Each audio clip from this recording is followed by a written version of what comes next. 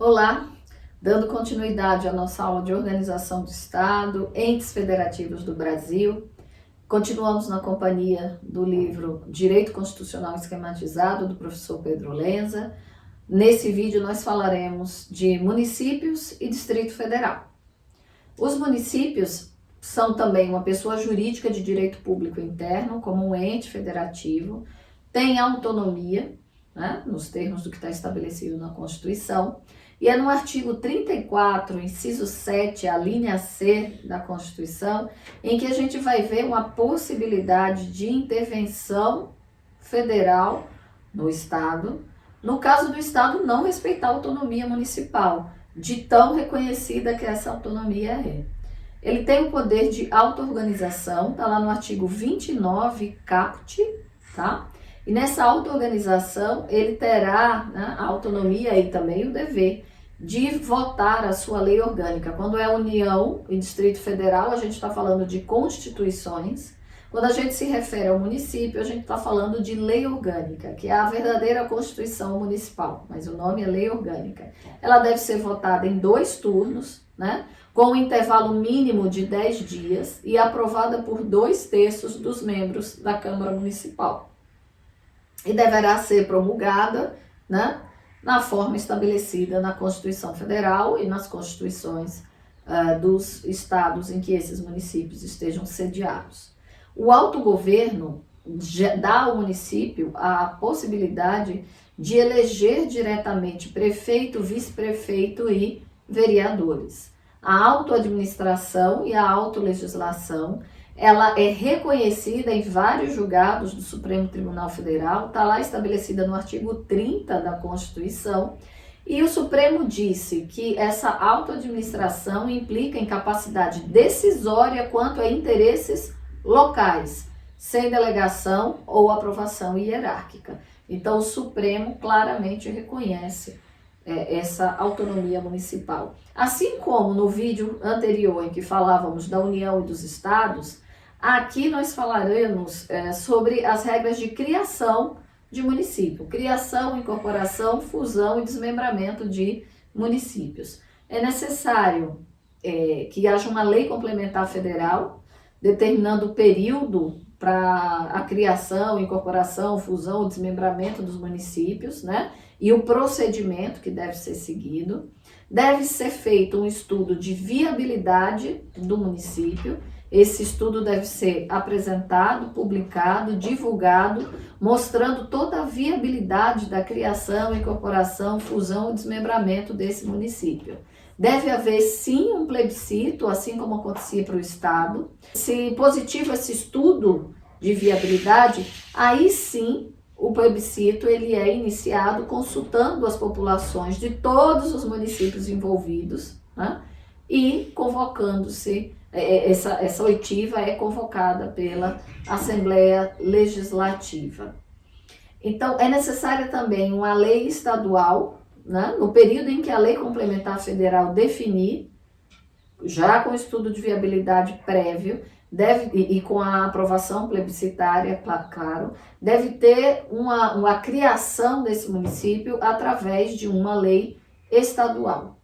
Se o plebiscito for favorável, o legislador estadual vai ter discricionariedade, ou seja, poder de decisão, de escolha, para aprovar ou rejeitar a criação do novo município. Não é obrigatório, assim como o Congresso Nacional não era obrigado no caso da criação do Estado, né?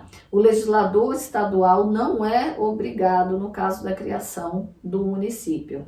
Assim como o presidente não era obrigado a sancionar, o governador do estado também não é obrigado a sancionar a criação deste município. E essa discussão ela veio bastante intensa em 2008, então houve em 2008 uma tentativa de regularização da situação de vários municípios que tinham sido criados mediante a mera consulta às populações locais, como era a regra anterior constitucional. E houve nisso uma explosão de criação de municípios, também com impactos importantes na área de finanças públicas, porque muitos desses municípios até hoje não têm condição de sobrevivência, porque não têm fontes próprias de receitas, né? Vive das transferências de receita da União. Então, a Emenda Constitucional 57 de 2008 acrescentou o artigo 96 do Ato das Disposições Constitucionais Transitórias, o seguinte texto: ficam convalidados os atos de criação, fusão, incorporação e desmembramento de municípios cuja lei tenha sido publicada até 31/12 de 2006, atendidos os requisitos estabelecidos na legislação do respectivo Estado na época de sua criação, que não atendia a essas novas regras constitucionais. E aí convalidou essa criação. Hoje, para novos municípios, é que nós temos esse procedimento mais complexo. Quais são as competências não legislativas, administrativas ou materiais dos municípios, né? Ela tem as competências não legislativas comuns e as privativas, tá? As comuns, vale aquela regra que a gente tratou para União e Estado, artigo 23 da Constituição, tá? Estão todas ali. E as privativas são enumeradas, estão expressas no texto constitucional, elas estão no artigo 30 do inciso 3º ao inciso 9º da Constituição. Alguns exemplos: arrecadar os tributos de sua competência, organizar e suprimir distritos, né, considerando a legislação estadual, organizar e prestar diretamente ou sob regime de concessão e permissão serviços públicos de interesse local, dentre outros. Estão todas ali expressamente previstas na Constituição. As competências legislativas, elas podem ser expressas, de interesse local, suplementares. As expressas estão no artigo 29 caput da Constituição, né? É a capacidade de auto-organização dos municípios através da sua lei orgânica. A de interesse local está no artigo 30, inciso 1º, e tem a ver com as peculiaridades e necessidades próprias da localidade. A suplementar está no inciso 2º, né, no inciso 2 desse próprio artigo 30, que é suplementar a legislação federal e estadual no que couber. No que couber quer dizer no interesse local, no interesse das cidades. Se aplica também às matérias do artigo 24, suplementando as normas gerais e específicas, juntamente com outras que digam respeito ao interesse local. Aquilo que valeu para o Estado, valerá para o município, sempre entendendo que a União é o interesse geral, o Estado o interesse restrito e o município o interesse local. O plano diretor também faz parte de um grande elemento da autonomia do município e da sua competência legislativa, né? Está previsto no artigo 182 da Constituição, parágrafo 1º, e ele fala que deve ser aprovado pela Câmara Municipal, sendo obrigatório para cidades com mais de 20 mil habitantes. Serve como instrumento básico da política de desenvolvimento e expansão urbana. Para nós que trabalhamos com gestão de políticas públicas, o plano diretor é um ponto essencial para o desenrolar de políticas de desenvolvimento local. Além disso, ela tem competências tributárias expressas, assim como os estados têm, e assim como a União tem, e o Distrito Federal tem. Essas competências tributárias têm a ver com a capacidade de arrecadação que os municípios e os estados e a União e o Distrito Federal devem ter para cumprir as suas missões institucionais. Chegamos no último ente federativo, Distrito Federal. O Distrito Federal, ele surge do chamado município neutro, né, que era a sede da corte e capital do império, lá no artigo 2º da Constituição de 1891.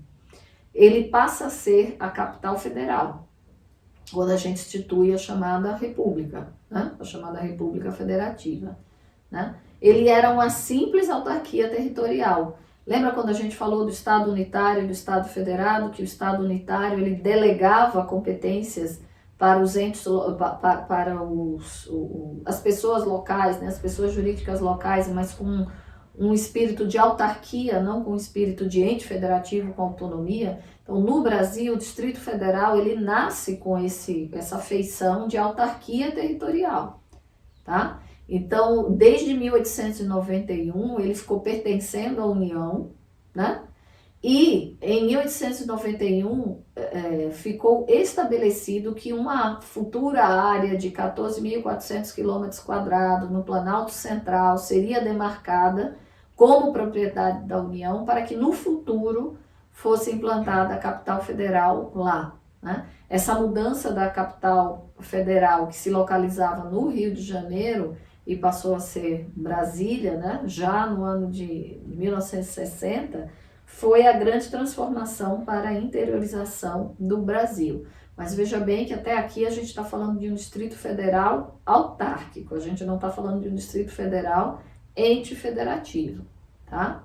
Então a gente já falou sobre a fusão do estado da Guanabara com o Rio de Janeiro no vídeo anterior, não vamos retornar a isso.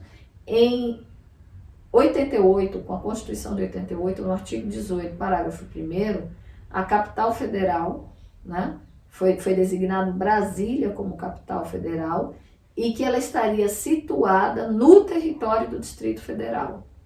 E esse Distrito Federal, então, dentro do modelo jurídico brasileiro, deixa de ser uma autarquia e passa a ser um ente federativo, com autonomia, assim como teria os estados, tradicionalmente já tinham, e como passaram a ter os municípios. Então, o artigo 6º da Lei Orgânica do Distrito Federal diz que Brasília é a capital da República Federativa do Brasil, é a sede do governo federal e é a sede do governo do Distrito Federal. O Distrito Federal, então, é, a partir de 88, uma unidade federada com capacidade de auto-organização, autogoverno, auto-administração e auto-legislação. Na sua auto-organização, assim como o município, ele poderá, né, deverá aprovar sua lei orgânica. Veja que eu disse que o Distrito Federal ia ficar por fim porque ele tinha essa dupla personalidade, ele adquiria algumas coisas do município e algumas coisas do estado membro. Então, no Distrito Federal nós não temos Constituição como no estado. Nos estados nós temos lei orgânica, né? No autogoverno, eles podem eleger governador, vice-governador e deputados distritais. Aí ele se assemelha aos estados, que tem governador, vice-governador e deputados estaduais. Na autoadministração e autolegislação, ele tem regras de competência legislativa e não legislativa próprias. Uma característica que é do Distrito Federal é que ele não pode ser dividido em municípios, como os estados podem. Então, o Distrito Federal ele não é dividido em municípios, tá? É expressamente vedada essa divisão, está lá no artigo 32 da Constituição. Ele tem uma autonomia, sim, constitucional, mas essa autonomia é parcialmente tutelada pela União Federal. Não é tão autônomo como os estados. A gente tem lá no artigo 32, parágrafo 4º da Constituição, que declara que inexiste polícia civil, militar e corpo de bombeiro militar pertencente ao Distrito Federal, né? Eles são subordinados ao governador do distrito, mas são organizados e mantidos pela União, né? Há aí um tutelamento, vamos dizer assim, uma tutela da União em relação a essas instituições. O Poder Judiciário e o Ministério Público do Distrito Federal e dos territórios são organizados e mantidos pela União, também, diferentemente dos estados, né? A Emenda Constitucional 69 de 2020 transferiu da União para o Distrito Federal as atribuições de organizar e manter a Defensoria Pública do Distrito Federal. Então, houve aí uma concessão constitucional, né? E a Lei 10.633 de 2002 criou o Fundo Constitucional do Distrito Federal, que é exatamente para dar ao Distrito Federal os recursos necessários para organizar a Polícia Civil, Polícia Militar, Corpo de Bombeiros, bem como lhe dar assistência financeira na execução do serviço de saúde e educação.